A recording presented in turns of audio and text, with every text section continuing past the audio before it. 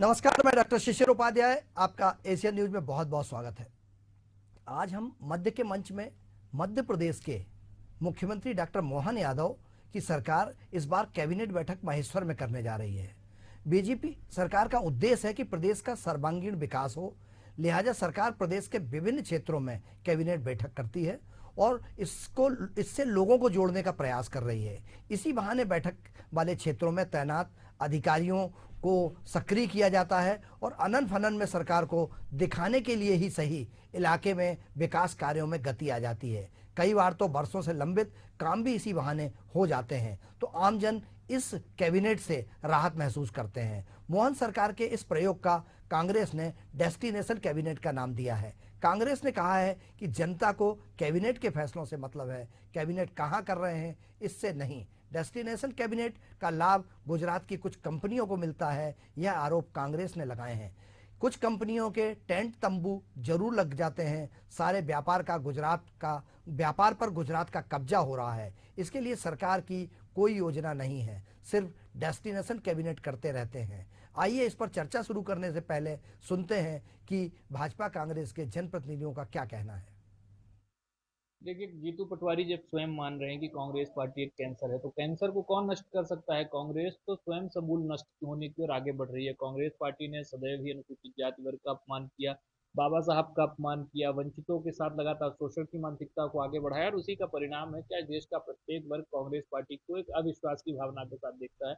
वहीं भारतीय जनता पार्टी ने लगातार ही जो एक सर्व समावेशी राजनीति है, समतामूलक समाज का निर्माण करने में एक अतुलनीय और महती योगदान का निर्वहन किया है। आने वाले वक्त में भी जो हमारा यह अभियान चल रहा है संविधान को गौरव को लेकर के, वह लगातार बहुत सफलतापूर्वक आगे बढ़ रहा है। और वही कांग्रेस पार्टी ने सत्ता में रहने के दौरान लगातार एक के बाद एक पाप किए। कभी बाबा साहब की जो चुनाव हराने का षड्यंत्र किया, कभी उनके पंचतीर्थों को अपमानित करने का काम किया। तो कांग्रेस का इतिहास ही बाबा साहब के विरोध कर रहा था और वह तमाम चीजें हमें देखने को स्पष्टता के साथ लगातार मिल रही है। भारतीय जनता पार्टी जो है जुमलेबाज पार्टी है। जिस तरह से आजकल डेस्टिनेशन मैरिज का चलन हो गया है कि शादी जो है ओरछा में जाके करेंगे, शादी जो है सांची में जाके करेंगे, ऐसे ही जो है ये कैबिनेट कर रहे हैं। कैबिनेट के फैसलों से जनता को मतलब है। आप कहाँ पे जाके समोसे खा रहे हैं इससे मतलब नहीं है जनता को। वो पिछले मुख्यमंत्री जी हनुमंत ये और उस पे जो है करते रहते थे कैबिनेट, तो उससे क्या वहाँ पे टूरिस्ट जाना चालू हो गए। गुजरात की कुछ कंपनियों के टेंट तंबू लग गए वहाँ पे। ऐसे ही जो है ये यहाँ भी लग जाएंगे। मध्य प्रदेश में जो पूरे गुजरात का कब्जा हुआ जा रहा है सारे व्यापार पर, बिजनेस पर, ठेकों पर, टूरिज्म पर, उसके लिए सरकार की कोई योजना है कि मध्य प्रदेश के लोगों को कैसे काम मिलेगा? कि डेस्टिनेशन डेस्टिनेशन करते रहने से क्या मध्य प्रदेश का विकास हो जाएगा? क्या है? इस पर चर्चा करना चाहिए। मध्य प्रदेश में कैबिनेट कहाँ हो, इस पर विवाद चल रहा है और अगर इन्होंने कैबिनेट महेश्वर में रखी है या ओमकारेश्वर में रखी है तो इस पर क्यों इतनी चिंता हो रही है विपक्ष को। हम इसी मुद्दे पर चर्चा करेंगे। हमारे साथ आइए हम अपने गेस्ट से आपका परिचय करा देते हैं। हमारे साथ अतिथि के तौर पर आज जो जुड़े हैं, भारतीय जनता पार्टी के प्रवक्ता के रूप में श्री सत्येंद्र जैन साहब जुड़े हैं। आपका सत्येंद्र जी बहुत बहुत स्वागत है। वहीं कांग्रेस की तरफ से कांग्रेस के प्रवक्ता के रूप में श्री रितेश त्रिपाठी जी जुड़े हैं। रितेश जी, आपका बहुत बहुत स्वागत है। और जो राजनीतिक समीक्षक हैं, वरिष्ठ पत्रकार हैं, वो दुबे जी जुड़े हैं हमारे साथ, श्री देवदत्त दुबे जी। आपका दुबे जी बहुत बहुत स्वागत है।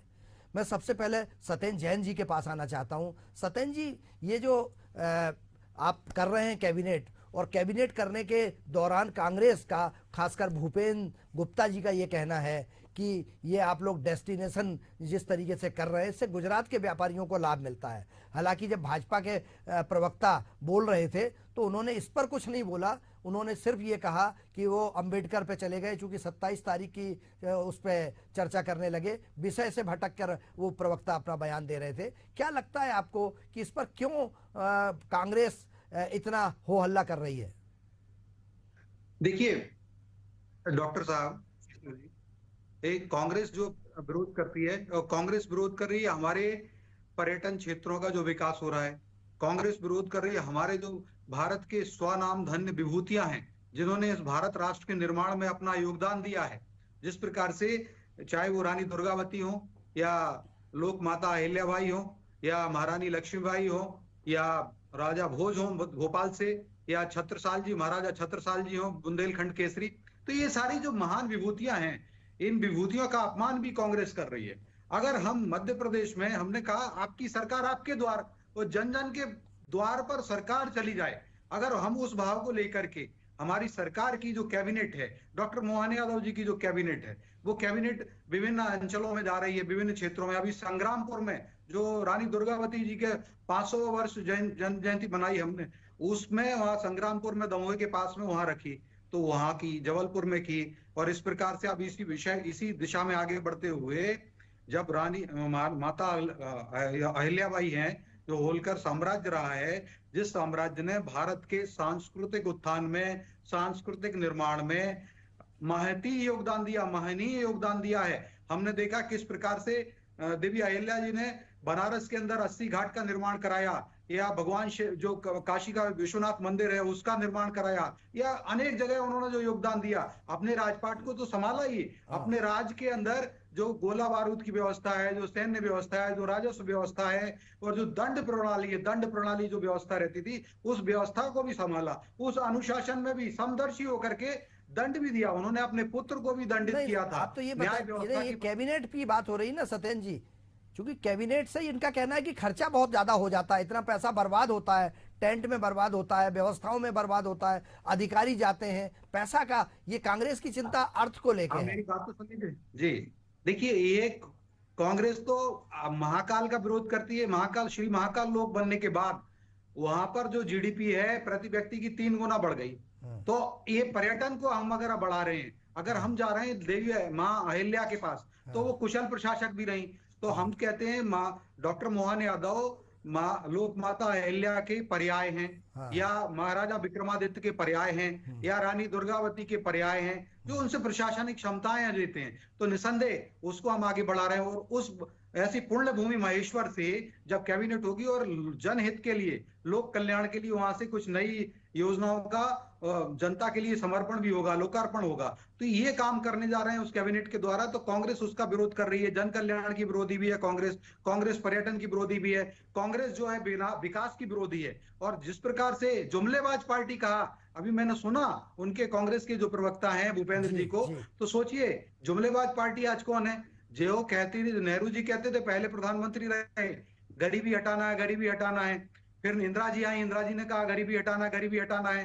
फिर उसके बाद राजीव गांधी जी ने भी कहा गरीबी हटाना है। फिर नरसिंह राव जी की सरकार रही, उन्होंने भी कहा कि गरीबी हटाना है। उसके बाद 10 साल डॉक्टर मनमोहन सिंह जी की सरकार रही, गरीबी हटाना है। और 26 करोड़ से ज्यादा गरीब लोग भारत में निवास करते थे। और ये तय वो 25 करोड़ लोग जब लगभग अभी जो गरीबी रेखा से ऊपर आए हैं, जो कि विश्व की अनेक संस्थाओं ने कहा। तो जुमलेबाज पार्टी भी कांग्रेस है। हम तो हमारा मूल मंत्र है, न तोम कामे राज्यम न स्वर्गम न पुनर्भवम कामे दुक्तप्ता नाम प्राणी नाम आर्तिनाशनम। भारतीय जनता पार्टी की सरकार इस मूल मंत्र को लेकर के कैसे जनता के कल्याण कर सके, कैसे हम गरीबी को दूर कर सकें, कैसे विकास के नए पैमाने रच दें, कैसे हम जो बजट है जो 3 लाख करोड़ का है। सत्येंद्र जी, हम आपके पास आएंगे, लेकिन हम आपकी जानकारी के लिए बता दें, हम कांग्रेस के श्री त्रिपाठी जी के पास पहुंचे, उसके पहले आपको बता दें कि पहले 26 करोड़ की जगह 80 करोड़ गरीब लोगों को आप अभी निःशुल्क भोजन उपलब्ध करा रहे हैं, 80 करोड़ से ज्यादा लोगों को। तो गरीबी तो बढ़ रही है ना, क्योंकि आप उनको भोजन दे रहे हैं। नीतीश जी, जी सत्येंद्र जी मैं आऊंगा आपके पास, सत्येंद्र जी मैं आपके पास आऊंगा। नीतीश जी, जैसा कहा है, जी जैसा कहा है अभी हमारे सत्येंद्र जी ने, सत्येंद्र जी चूंकि बहुत विद्वान हैं, चार्टर्ड अकाउंटेंट हैं और अच्छे साहित्यकार हैं, तथ्यात्मक बात कर रहे हैं, तो आप इसका सिलसिलेवार इनको जवाब दे सकते हैं। जी, एशियन न्यूज के सभी दर्शकों को सबसे पहले तो मैं नमस्कार करता हूं। जी नमस्कार। जी, आपने अंतिम में दूसरी रग में हाथ रख दिया भारतीय जनता पार्टी के काबिल सीए साहब की, और भारतीय जनता पार्टी की नब्ज में ये यथार्थ की कोई बात नहीं करना चाहते। इन्होंने अभी कहा 2-3 बातें उठाई, वो चीजें मैंने नोट की और सर्च भी किया। इन्होंने कहा कि मध्य प्रदेश में उज्जैन, जो कि भगवान शिव की नगरी, महाकाल की नगरी, वहां 3 गुना लोगों की पीढ़ी पर व्यक्ति इनकम बढ़ी है। ये मुझे कोई भी प्रमाणिकता दिखा दे, इससे कोई सफेद झूठ है, पहली बात। दूसरी बात, ये देवी अहिल्या की बात कर रहे हैं, ये महाकाल की बात कर रहे हैं, इनमें हिम्मत है तो मध्य प्रदेश के युवा बेरोजगारों की बात करें, महिलाओं की बात करें, अपराध की बात करें। मुख्यमंत्री मोहन यादव जी के गद्दी संभालने के बाद अगर उज्जैन किसी बात के लिए चर्चा में रहा है तो मात्र अपने भ्रष्टाचार के लिए रहा है। इनको शर्म आनी चाहिए। और ये हम नहीं कहते, सेंट्रल गवर्नमेंट की एजेंसी कहती है कि महाकाल लोक में पुजारियों ने और जो वहां का मैनेजमेंट था उसने लोगों को गुप्त दर्शन के नाम पर लोगों से मोटी कमाई की इनकी सरकार के रहते हुए। तो आपने भगवान शिव को, आपने महाकाल को भी भ्रष्टाचार से नहीं छोड़ा। ये मुद्दा, आप मुद्दे से भटके, इसलिए मैंने आपको बताया आदरणीय सत्येंद्र जी। अब आप लौटते हैं मुद्दे पर, आप उसकी बात करते हैं। सुनिए आपने क्या क्या किया। एक दिन की मध्य प्रदेश की विधानसभा की कार्यवाही में प्रति घंटे 40 लाख रुपए खर्च होता है। और जब आप ये कैबिनेट बैठक दूसरी जगह करते हैं तो ये खर्चा 4 गुना तक बढ़ जाता है।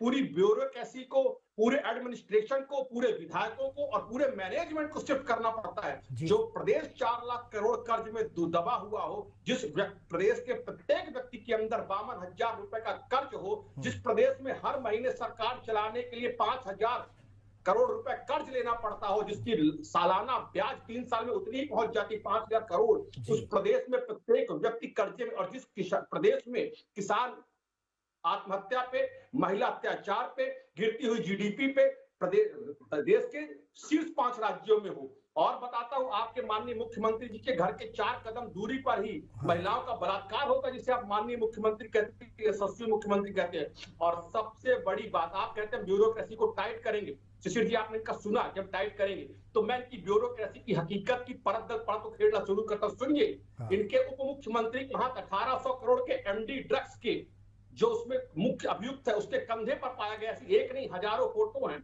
इनकी सरकार के रहते सौरभ शर्मा, इनकी सरकार के मातहतों के रहते पूर्व परिवहन मंत्री का उसमें विशेष अनुकंपा प्राप्त उस व्यक्ति को 8,000 करोड़ का घोटाला करता है।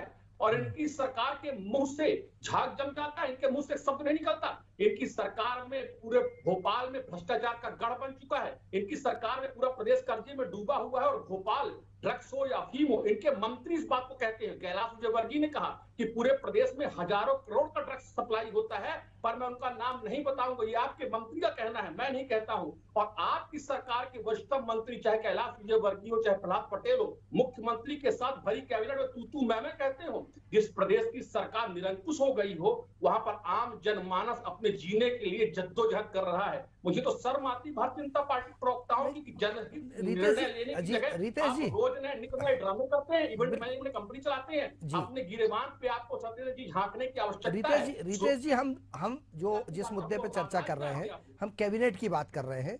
और ये कैबिनेट का सबसे ज्यादा विरोध हो रहा है। भूपेश जी ने कहा है कि इससे बाहर के व्यापारियों को फायदा हो रहा है। तो ये चूंकि इस पर तो इन्होंने कहा कि हम उससे पर्यटन को बढ़ावा मिल रहा है, पर्यावरण साफ सुथरा हो रहा है, डेवलपमेंट बहुत अच्छा हो जाता है, ऐसा सत्येंद्र जी का कहना है। तो आपको लगता है कि इस तरीके की कैबिनेट बैठक अलग अलग जगह करने से फायदा हो जाता है? ये सब करने से सरकार की नौटंकी की जो अभिलाषा है वो पूरी हो जाती है। सरकार कोई काम तो कर नहीं रही। इस तरह के नित नए प्रोपोगंडा करके सरकार आम जनमानस का ध्यान भटकाना चाहती है। शिशिर जी, मैं आपके माध्यम से पूछना चाहता हूं, जब आपके पास दैनिक जीवनचर्या के लिए भी पैसे ना हो, आप कर्ज लेकर अपना जीवन गुजार रहे हो, ऐसे में आप रोज नए नित नाटक करेंगे, कभी यहाँ डेस्टिनेशन वेडिंग में जाएंगे, कभी वहां डेस्टिनेशन बर्थडे करने जाएंगे, सब कोई मतलब है क्या? इस समय सरकार की महती आवश्यकता है कि वो वैसे निर्णय ले जिससे मध्य प्रदेश के ऊपर जो कर्ज का बोझ बढ़ता जा रहा है उस पर हम कंट्रोल कर सकते हैं। जो भोपाल में नित नए अपराध बढ़ रहे हैं, 8-8 हजार करोड़ के, 1800 के ड्रग्स के, इन सब घटनाएं जो मध्य प्रदेश की छवि को धूमिल कर रहे हैं, इन पर लगाम लगाई जा सके। आप भोपाल में रहकर तो सरकार चला नहीं पा रहे हैं, आप यहाँ वहां घूम के कौन सा बड़ा प्रयोग करना चाहते हैं? इसलिए बिल्कुल बिल्कुल, मैं रितेश जी मैं आपके पास आऊंगा। देवदत्त दुबे जी हमारे साथ जुड़े हुए हैं। देवदत्त जी, आपने सुना दोनों भाइयों की बात? देवदत्त जी, आप मुझे सुन पा रहे हैं? देवदत्त दुबे जी से शायद हमारा संपर्क नहीं हो पा रहा है। देखिए, टेक्निकल कुछ समस्या आ रही है। सतेज जी, आप जवाब देना चाह रहे हैं रितेश त्रिपाठी जी की बात का, आप बताइए जब तक हम देवदत्त दुबे जी से सवाल पे आएंगे। बता देता हूं, बिल्कुल। जिस प्रकार से कांग्रेस की कर्तव्य विमूढ़ है, कांग्रेस हताश और निराश है, फ्रस्ट्रेटेड है कांग्रेस, और 25 साल से जनता, बेरोजगार जनता ने कर रखा, भगवान रूपी जनता ने। हम जन कल्याण की गंगा बहा रहे हैं, जन कल्याण की नर्मदा में डुबकी लगा रहे हैं, अनेक लगभग 500 के आसपास की योजनाओं के द्वारा, केंद्र की और राज्य की। हाँ। तो इस कारण से बार बार जनता हमें चुन रही है। आप देखिए, जो ये बात कह रहे हैं उज्जैन का भ्रष्टाचार, हाँ। ये वही जयवर्धन सिंह हैं जिन्होंने विधानसभा में मंत्री के तौर पर बयान दिया कि सिंहस्थ बहुत बढ़िया से संपन्न हुआ था। अब एक कांग्रेस पता नहीं बाहर छाती कूटती है और विधानसभा जो कि सबसे बड़ा सदन होता है राज्य का, जहां नियम बनते हैं, वहां पर जाकर के क्लीन चिट देती है। और या तो फिर कांग्रेस धक्के मार के निकाले जयवर्धन सिंह को, तो नहीं निकालेगी, गले लगाएगी। और जिस प्रकार से अब पर्यटन की बात की तो कह रहे हैं झूठे, 13 करोड़ से ज्यादा पर्यटक मध्य प्रदेश में आए हैं और लगभग 5.5 करोड़ से ज्यादा पर्यटक, मैं तो कहूंगा 6 करोड़ के आसपास पर्यटक उज्जैन गए हुए महाकाल के, भगवान महाकाल के दर्शन करने। तो ये उनका अपमान करने वाली कांग्रेस पार्टी है। और जो मैंने कहा बिल्कुल सही है, देवास, उज्जैन, इंदौर, इस जगह के आसपास की जो पर कैपिटा इनकम है, जो वहां की अर्थव्यवस्था की जो जीडीपी है, वो उसमें 3 गुना, लगभग 2.5 से 3 गुने की बढ़ोतरी हो चुकी है। तो कांग्रेस अर्थव्यवस्था की विनाशक भी है। कांग्रेस जिस प्रकार से, अगर हमने मृत्युदंड का कानून बनाया, मध्य प्रदेश पहला राज्य हुआ देश भर में बलात्कारियों के ऊपर, और देश के अंदर प्रधानमंत्री श्री नरेंद्र मोदी जी ने देश भर में एक कानून लागू किया। कांग्रेस हमारी माताओं बहनों के लिए भी महिला विरोधी भी है। कांग्रेस के अध्यक्ष जीतू पटवारी जी का बयान है। सतेन जी मैं एक उस पर बात नहीं बताइए जाऊंगा। ना, आप सुन लीजिए। सतेन जी मेरी बात तो सुनिए। मंदसौर की बात की इन्होंने। हाँ। मंदसौर का जो कनेक्शन निकला, हाँ। जो ड्रग्स निकली, ड्रग्स माफिया के ऊपर कार्रवाई कर रहे हैं हम तभी, और जो एजेंसीज हैं, लगभग 2.25 लाख करोड़ रुपए जब्त हुए हैं या संपत्ति जब्त हुई है। और मंदसौर से कांग्रेस के प्रत्याशी रहे पाटीदार जी, जो ये बात कह रहे थे मंत्री जी का नाम, कांग्रेस प्रत्याशी पाटीदार का जो रिश्तेदार है साले साहब, वो साले इतने उन्होंने घोटाला किया और उसमें लिप्त रहे हैं। वो ड्रग ट्रैफिकिंग, ड्रग करने में, ड्रग की तस्करी करने में कांग्रेस का हाथ रहता है, ये भी सिद्ध हुआ है। वो पाटीदार हैं, वहां से प्रत्याशी भी रहे कांग्रेस के, हार गए थे, ये बात अलग है। तो कांग्रेस हर जगह पे है। कांग्रेस देखिए बेरोजगार हो चुकी है जनता ने। हमने 130 लाख लोगों के लिए 80,000 करोड़ रुपए से ज्यादा की राशि दी हुई है। पिछले 3-4 सालों में हमने 1.5 लाख सतेन जी, राशि देना और कर्जा ले लेना, आपके पास आय के स्रोत है नहीं, आप रोज नए नए इवेंट कर रहे हैं और कर्जा ले लेके कर रहे हैं। तो ये आय के स्रोत बढ़ाने की बात करना चाहिए ना अपने को। पर्यटन से बहुत पैसा आ रहा है, आप सही कह रहे हैं, तो इससे सरकार को फायदा हो ना। देखिए डॉक्टर शिशिर जी, हम लोग, हमारी जो सरकार है वही काम कर रही है, आय के स्रोत बढ़ा रही है। और आय के स्रोत को हम कैसे जीडीपी बढ़ाएं, हमने अगर लक्ष्य नहीं लिया होता कि जो बजट है हमारा, जो 3,65,000 करोड़ का, इसको 2028 तक हमें 7 लाख करोड़ के पार लेके जाना है। तो एक लक्ष्य लेके जा रहे हैं, जब आय के स्रोत बढ़ेंगे तभी तो हमारा बजट बढ़ेगा। हाँ। तो हम ये काम भी कर रहे हैं। हमने लक्ष्य रखा है कि जीडीपी, जो 70,000 करोड़ की जीडीपी सौंप के गए थे दिग्विजय सिंह जी के समय, वंटड हार हुआ हम इसीलिए कहते थे, आज वो 16 लाख करोड़ के आसपास की जीडीपी है। और हम लक्ष्य लेके चल रहे हैं कैसे हम उसको 45 लाख करोड़ के आसपास की जीडीपी ले जाएं। औद्योगिक निवेश की बात है तो पूरे 10 साल में दिग्विजय सिंह जी के शासनकाल में लेकिन सतेन जी आप तो चूंकि पढ़े लिखे अच्छे प्रवक्ता हैं, अर्थशास्त्री हैं, उस समय का कर्जा पता है आपको? दिग्विजय सिंह जी की सरकार के समय में 2003 में सरकार राज्य पे कितना कर्जा था और आज कितना कर्जा है, आपकी जानकारी में है? बिल्कुल, अगर ये कांग्रेस होती तो जो जिस प्रकार से प्रधानमंत्री नरेंद्र मोदी जी ने संसद में कहा था कि ये कोरोना के बट्टे खाटे में डाल देते और सारा चट कर जाते, भ्रष्टाचार का पहाड़ खड़ा कर देते, तो ऐसा काम करने वाले कांग्रेस, और जो मैं बता दूं आज 10 लाख करोड़ से ज्यादा का कर्ज होता है मध्य प्रदेश के ऊपर।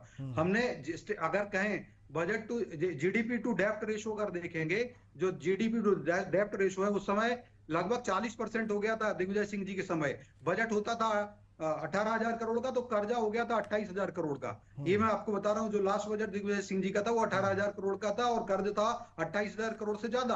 आज तो कितना कर्जा है? आज कितना कर्जा है सर? मैं बता रहा हूँ, वही तो बता रहा हूँ, वही जीडीपी टू डेप्ट रेशो आज भी देखेंगे वो 27-28% पर है। तो आज भी ऐसा नहीं है कि जितनी जीडीपी है उसके अनुपात में वही प्रतिशत कम ही किया। सतेन जी, हमारे पास समय की कमी है, देवदत्त दुबे जी शायद हमसे जुड़ नहीं पा रहे हैं। देवदत्त दुबे जी से जी, देवदत्त जी आपका कंक्लूजन, चूंकि दोनों एक दूसरे पर आरोप लगा रहे हैं, समय की कमी है, देवदत्त जी क्या कहना चाहेंगे आप सतेन जी और रितेश जी की बात पर?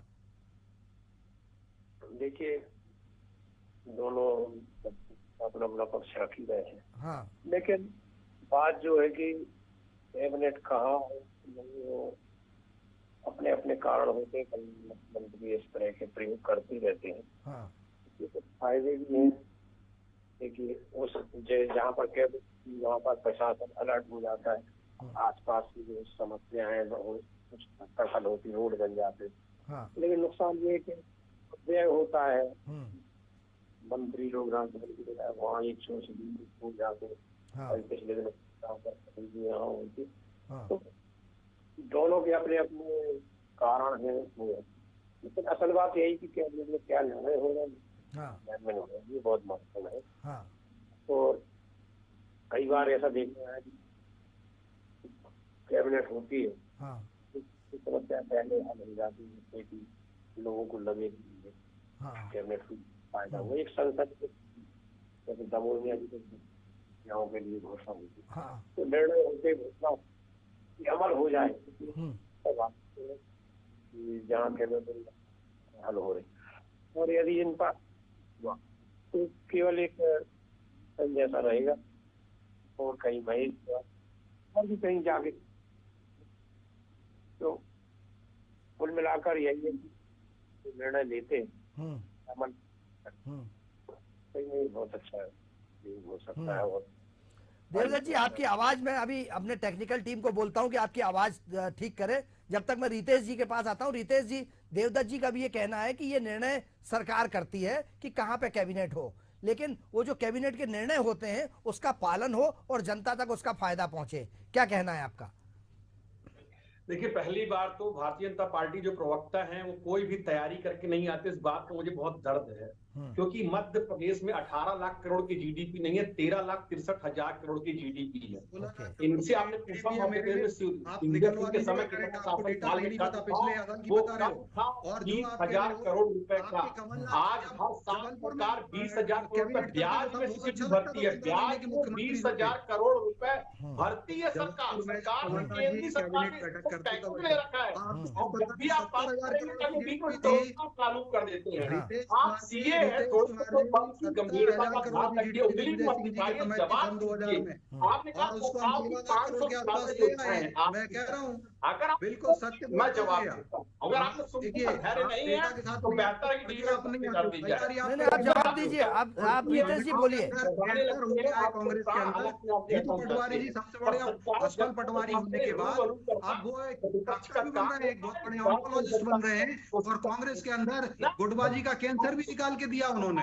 तो मुझे लगता है आपको अपने कैंसर को दूर करना चाहिए कि कैंसर कौन है, स्टेज 1, स्टेज 2, स्टेज 3, स्टेज 4, कौन सा कैंसर है जो दिग्विजय सिंह जी हैं या राहुल सिंह जी है, राहुल भैया हैं या कमलनाथ जी, कौन कैंसर है कांग्रेस के अंदर? ये गुटबाजी किसके अंदर है? तो कांग्रेस को तो आत्ममंथन करना चाहिए। सतेन जी, उस पे हम लोगों ने डिस्कशन किया था और उस पर चूंकि कांग्रेस ने स्वीकार किया है, वो बात इतर है। आज तो कैबिनेट की बात हो रही है और कैबिनेट में रितेश जी ने जो सवाल उठाए हैं, ये सवाल तो कहीं ना कहीं उसका जवाब आपकी तरफ से आएगा ही। मैं सिर्फ एक चीज चाहता था कि जनता को ये पता हो कि इस तरीके के प्रोग्रामों में, इस तरीके के कार्यक्रमों में अगर मुख्यमंत्री का कोई निर्णय है तो उस पर बाकी लोगों को क्यों परेशानी होती है। आज इस चर्चा में हमारे साथ जो भारतीय जनता पार्टी के प्रवक्ता हैं सत्येंद्र जैन जी, आपका बहुत बहुत धन्यवाद। हमारे साथ कांग्रेस के प्रवक्ता श्री रितेश त्रिपाठी जी जुड़े, आपका बहुत बहुत धन्यवाद। और वरिष्ठ पत्रकार, समीक्षक, समालोचक देवदत्त दुबे जी जुड़े, आपका बहुत बहुत धन्यवाद। खबरों का सिलसिला जारी रहेगा। एशियन न्यूज पर बने रहिए आप। मुझे दीजिए इजाजत। नमस्कार।